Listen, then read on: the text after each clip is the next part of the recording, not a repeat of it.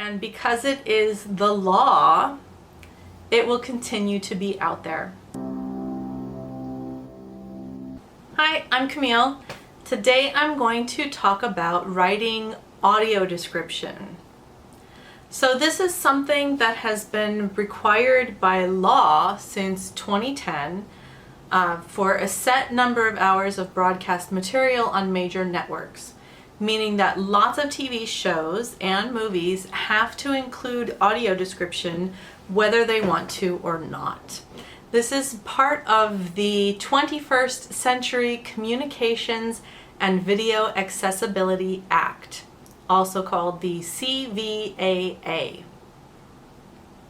Since this is required by law and not something that TV shows and movies elect to do, it often has very low budgets and the quality standards can vary greatly.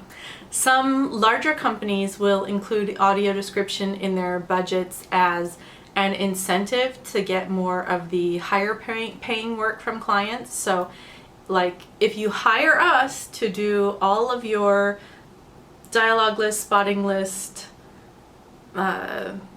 creative letter, and the subtitles for all the different territories and all the dubbing that we can manage to do in our offices in these 5 countries, then we will give you your audio description for next to nothing. We will give that as part of this great big package where we're getting paid decent things for these other things, and we won't worry about how we're going to pay for the audio description.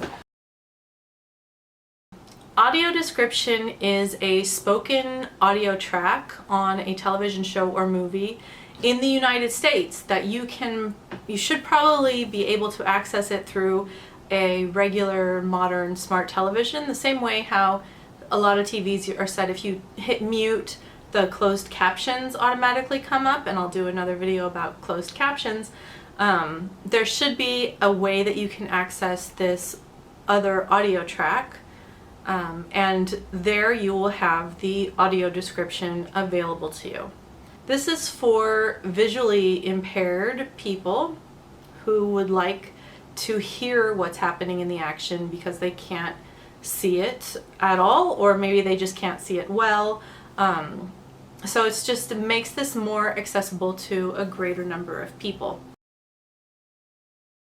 So basically, someone gets hired to go through a TV show or movie, and first they will create placeholders between dialogue and loud sound effects, because you can't have the audio description overlapping when characters are speaking, because that would sort of defeat the purpose of making the show more accessible if you've just got this constant droning of someone telling you what's going on and you can't hear actually what's going on.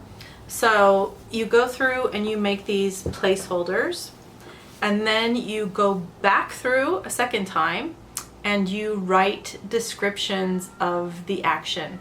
So there are lots of rules that some companies have for the writing of this description, so you'll need to do what you can to follow their format.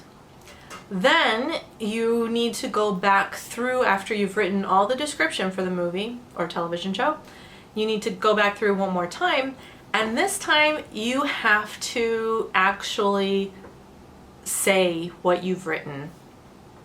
Because the audio description is designed to be read, you can't go on, well, I had enough time to read it. No, you have to have enough time to say it. And you have to have enough time to say it where you're not sounding like you're a crazy fast talker giving the side effects of a medication at the end of a commercial.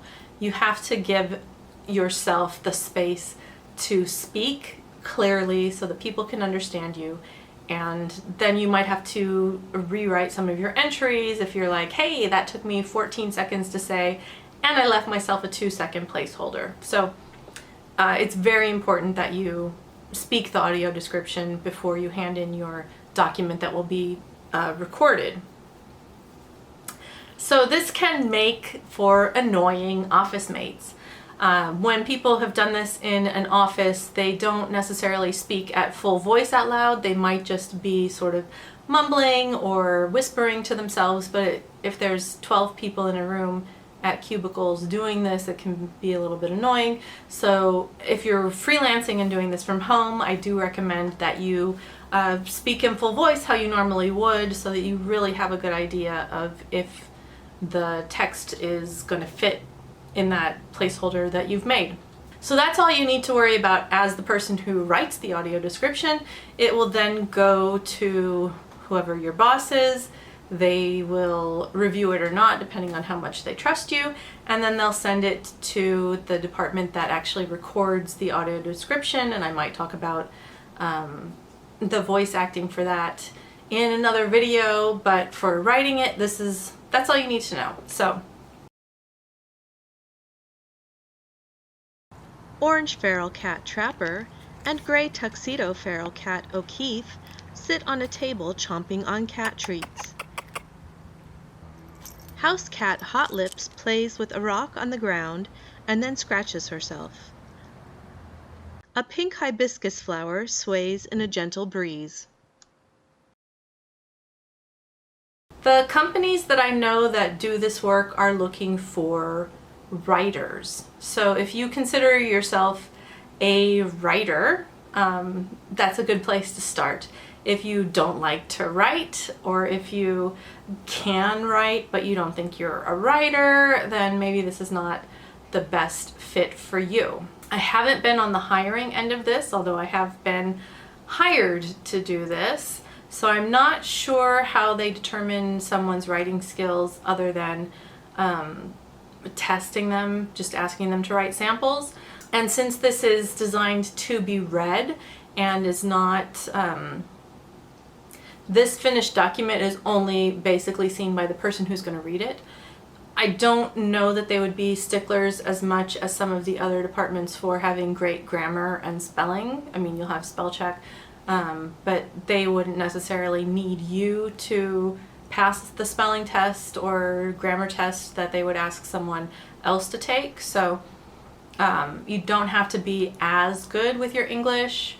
And because this is also sticking with an American market, you don't have to be as cognizant of proper structure of things and avoiding slang and avoiding informal words. It's something that you would expect any native English speaker born in America or who's lived in America for a long time to understand. So it's a lot less formal in terms of the English level skills required. I trained to do this for one company. I'm not going to tell you the company name. They required 4 days of unpaid testing.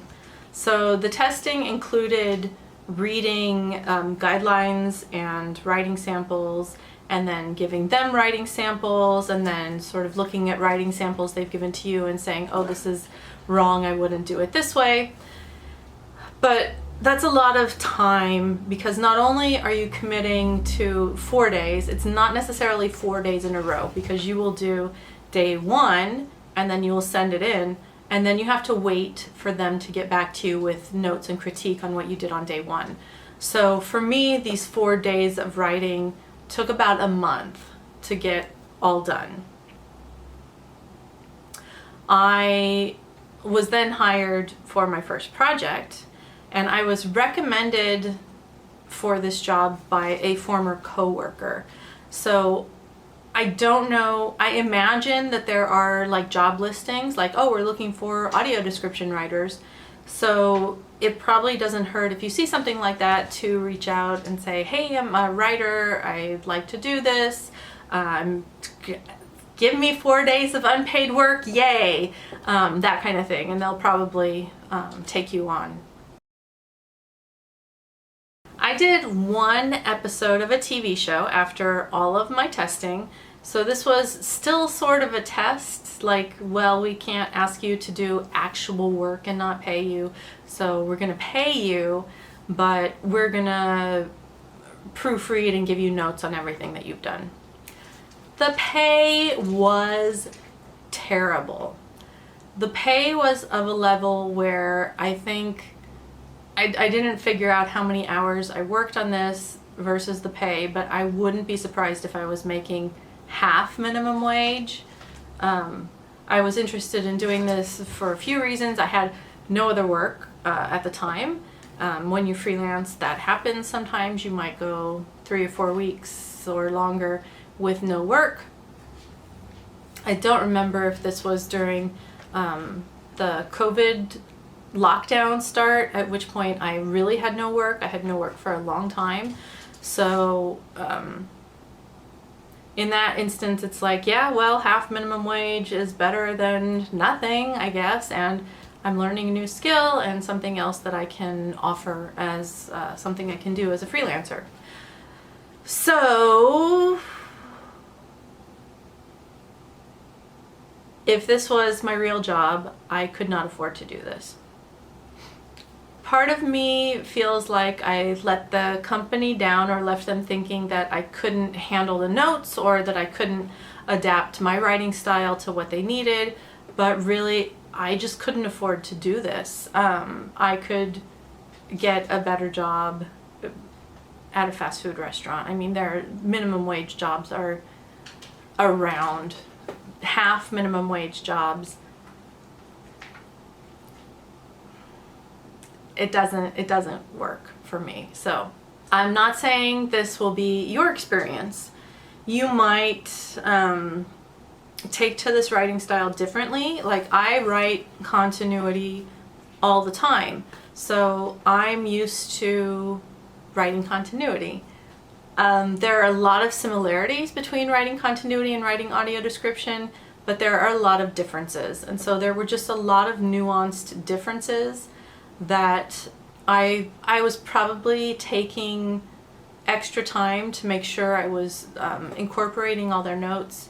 Whereas if you don't spend as much time worried that, oh, am I doing this the way I do my other thing, then you might be a little bit faster at it than I was.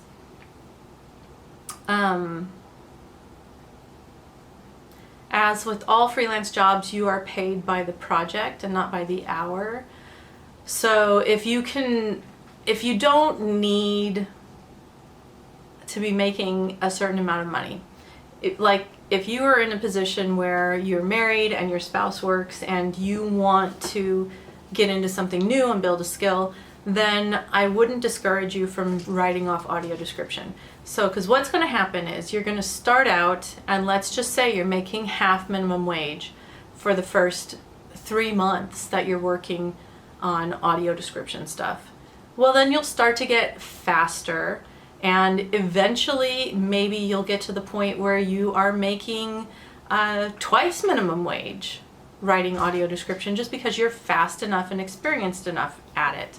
I'm not in a position where I can say, yes, I can take this amount of time to get my speed up and learn and totally convert to doing something else besides my regular job, just to have something that I would be able to do on those off times when continuity work is not available to me.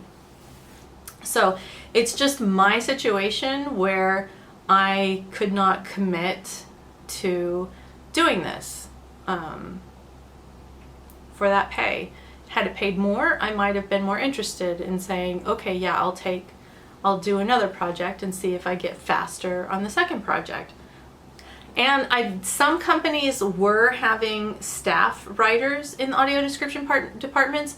So if you can get a job as a staff audio description writer as opposed to a freelance audio description writer, it might be worth your while, because then you are guaranteed to be making a certain amount of money per hour. You're not going to be paid by the project, which is where you can really get into trouble as a freelancer, especially when you're learning something new.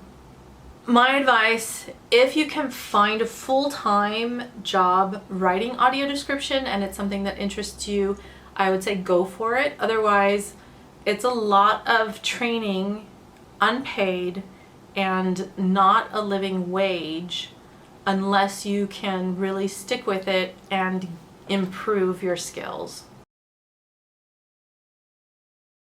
The downside for me, as I have made abundantly clear, was the pay. So that's it. It's just not worth it for me to learn how to do this one more thing.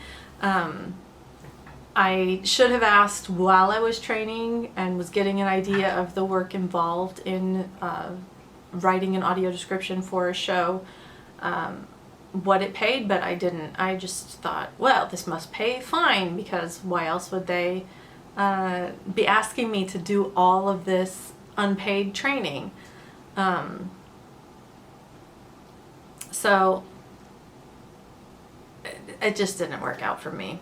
To wrap up, audio description writing is out there, and because it is the law, it will continue to be out there.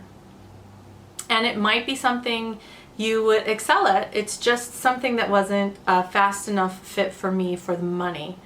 But since it's the law, and it could even be phased in more. I mean, the law could change and adapt so that even though right now there's, you have to have 50 hours of accessible programming per week in prime time on broadcast television per channel, say. The law could expand and say, nope, now everything that's on any streaming service needs to also include audio description. So there will be audio description work around, and it could be a growing field. But it's not the right fit for me. Maybe it's the right fit for you. If you have any questions, please feel free to ask them below, and don't forget to subscribe so you can see all my videos about all sorts of different things.